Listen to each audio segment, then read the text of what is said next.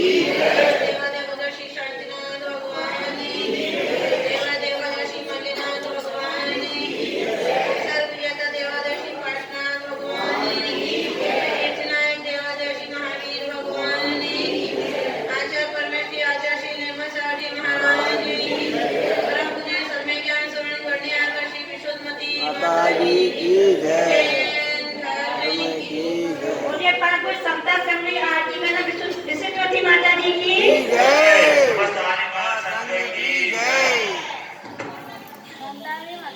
प्रत्यक्ष में विराजमान परम देवादेव हृदय भगवान के चरणों में शस्त्र बंधन, परोक्ष में विराजमान परम पूज्य भारत गौरव सर्वाधिक दीक्षा पिताश्री मंगलवार्य गण्य श्री विशुद्धमती माता के चरणों में शस्त्र बंधन, उपस्थित जय माता जी छुलिका धर्म में शुभ हो। इतने दिन से हम इस शांतिनाथ मंडल विधान को कर रहे हैं। किसने किसको मित्र बनाया अभी तक? कहना माता ही सब आपस में मित्र ही हम परंतु संसार में जहां देखते हैं कि हम जब कहीं पहुंचते हैं तो वहां अपना साथी अवश्य बना लेते हैं, चाहे वह गृहस्थ अवस्था में पहुंचे, चाहे किसी संत साधु के पास पहुंचे, चाहे कहीं अपने पड़ोसी के पास साथ रहें या कहीं अपने परिवार में और किसी के पास जाएं, हर जगह व्यक्ति अपना एक मित्र अवश्य बना लेता है। और कई मित्र ऐसे होते हैं जो हर समय व्यक्ति का साथ देते हैं, कई मित्र ऐसे होते हैं जो समय समय पर साथ देते हैं, कई मित्र ऐसे होते हैं जो हमारा शरीर पहला मित्र है, जो कि 24 घंटे सोते उठते बैठते खाते पीते हंसते बोलते हर समय हमारे साथ रहता है। परंतु जब व्यक्ति का अंतिम समय आता है तो शरीर रूपी मित्र से वह आत्मा कहती है कि अब मुझे यहाँ से दूसरे जगह जाना है, तुम मेरे साथ चलो। तो शरीर क्या कहता है कि मैंने तुम्हारा साथ जब तक इस पर्याय में था, जब तक मैंने तुम्हारा साथ हर समय निभाया, अब तुम इस पर्याय को छोड़कर दूसरी पर्याय में जाओगे तो मैं तुम्हारा साथ निभाने वाला नहीं हूँ। मैं तो यहीं पे रह जाऊंगा और तुम अपने आप दूसरी जगह चले जाना। जो 12 घंटे हमारे साथ रहता है वह हमारी पत्नी, जो कि हर समय हमारे साथ रहती है। परंतु जब उस पत्नी से भी कहा जाए कि यदि हम यहाँ से मरण करके दूसरी जगह जाएंगे तो वह पत्नी जाने के लिए तैयार है क्या? शायद दूरी वाले साथ में जा सकते हो, परंतु कोई किसी के साथ जाने वाला नहीं है। वह पत्नी भी यही कहती है कि मेरा साथ मैंने जब से तुम्हारे साथ शादी करके आई, जब तक तुम्हारा साथ निभाया आज तक निभा सकती हूँ, परंतु तुम्हारे मरण के बाद मात्र अपने घर की देहरी तक तुम्हारा साथ जरूर दूंगी। उसके बाद तुम जानो और तुम्हारा काम जानो। तो पत्नी कहां तक अधिक से अधिक जा सकती है? हा? अपने घर की देहरी तक। उसके बाद वह व्यक्ति तो वह जीव तो चला जाता है, परंतु उसका शरीर, उसके शरीर के साथ भी यह पत्नी अपना साथ उस घर की देहरी से बाहर नहीं निभाती। तीसरा मित्र जो धन, जिस धन के लिए हम अपना खून का पसीना बहाते हैं, जिस धन के लिए हम अपना भोजन छोड़ देते हैं, अपने निद्रा छोड़ देते हैं, अपने सुख छोड़ देते हैं, उस धन को एकत्रित करते हैं। वह धन, उस धन से जब व्यक्ति पूछता है कि तुम मेरा साथ कहां तक निभाओगे, तो वह धन क्या कहता है? जब तक मैं तुम्हारी तिजोरी में हूँ, जब तक तुमने मेरे द्वारा दान पुण्य किया है, जब तक मैं तुम्हारा साथ निभा रहा हूँ। जिस दिन तुमने अपना हाथ बंद किया उसी दिन मैं तुम्हारा साथ छोड़ कर चला जाऊंगा, मुझे तुम्हारे साथ नहीं रहना।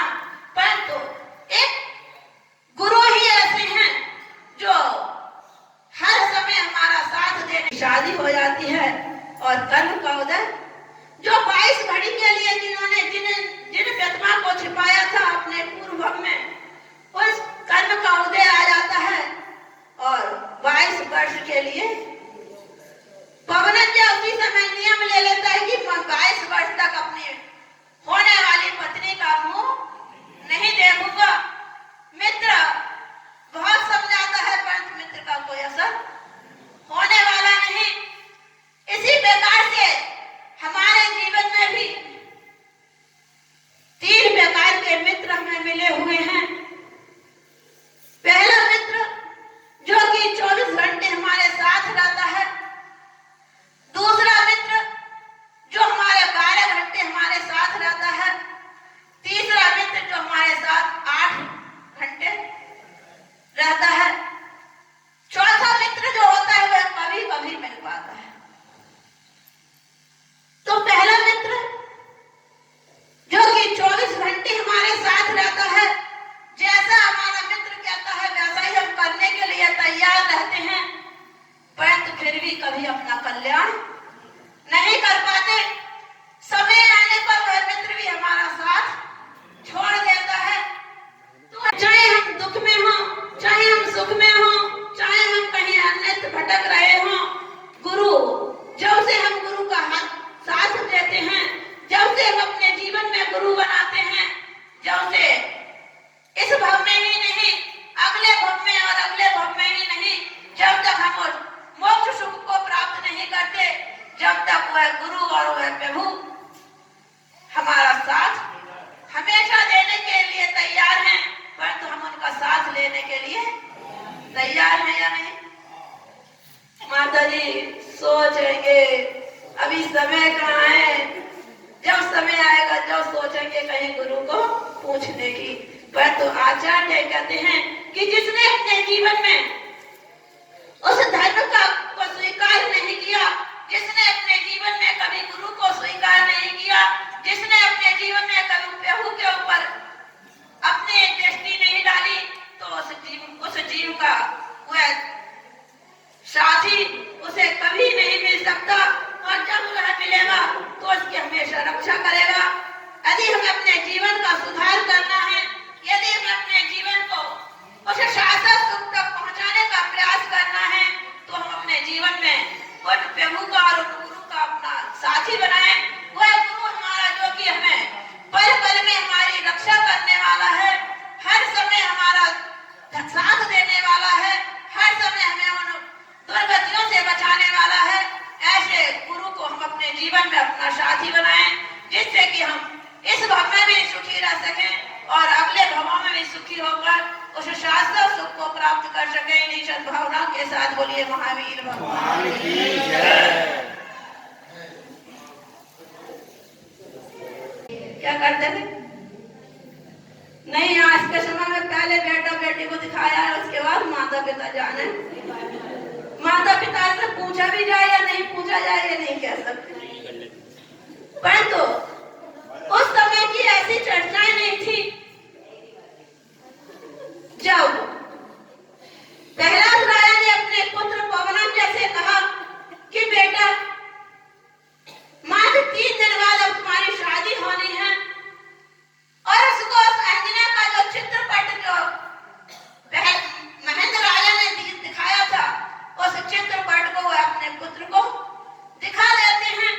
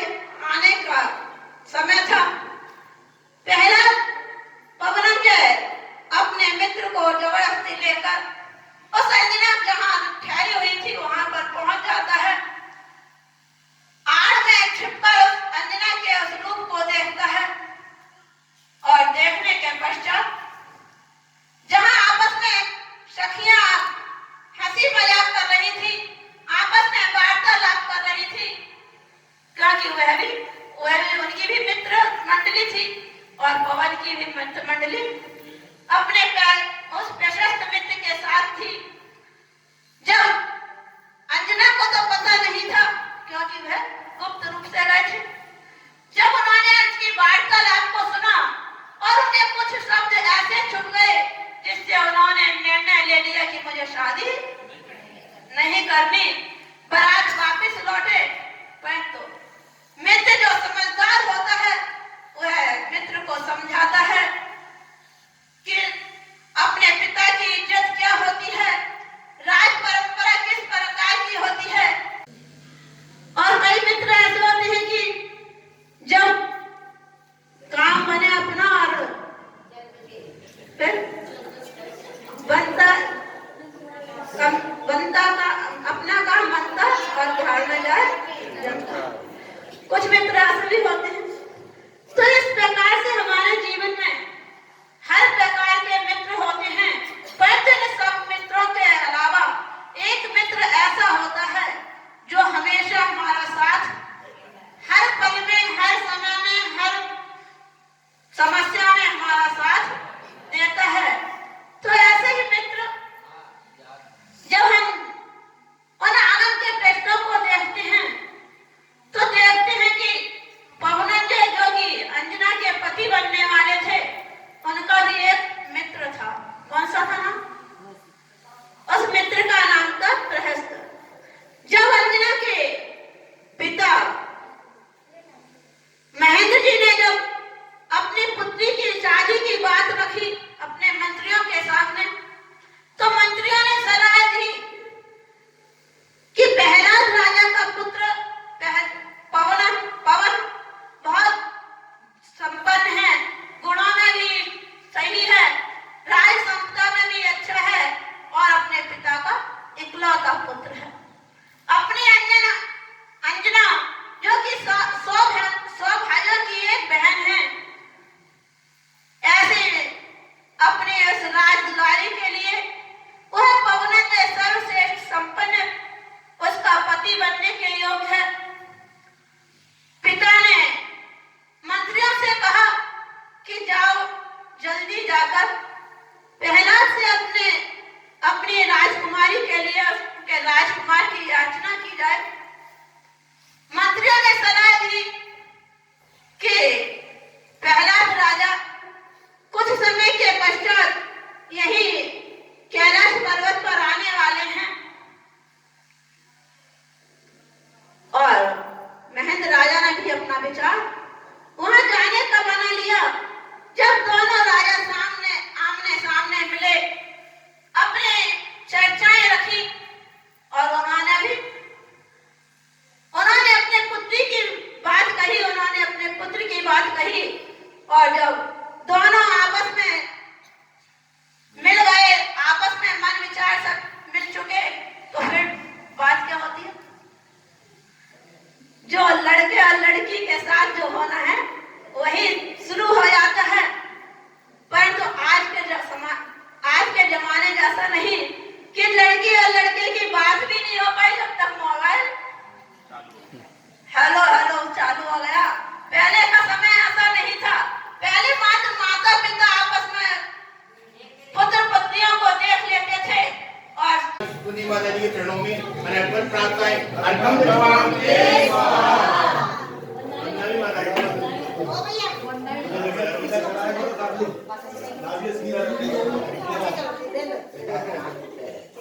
और निवेदन करो माता जी सत्संग विधान में पधारे। बाबू सीधा बाबू ना जाइए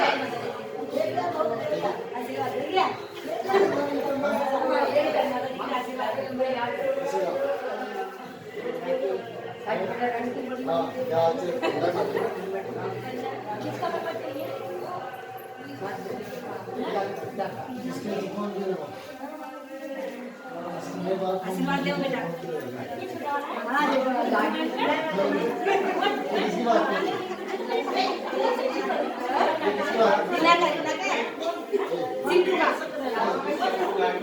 नहीं एक ही कपड़ा दूसरा बना दे।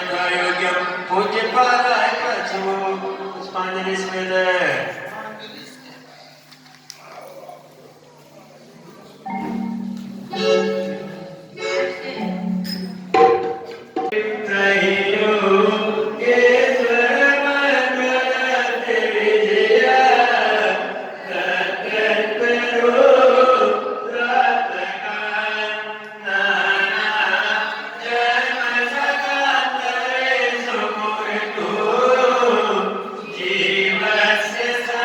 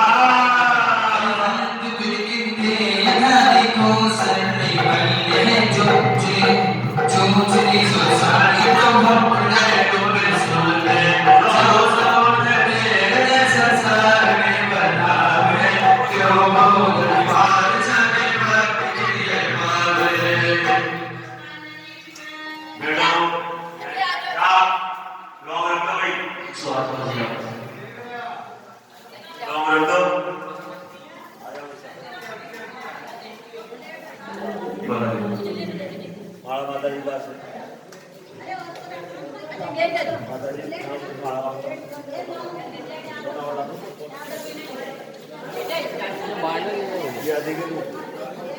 ये बेटा ये कटो बोल यार रही भाई हम 108 कोना बेटो बेटो भोजन करजो नहीं सुन आगे रे सबकी भोजन व्यवस्था है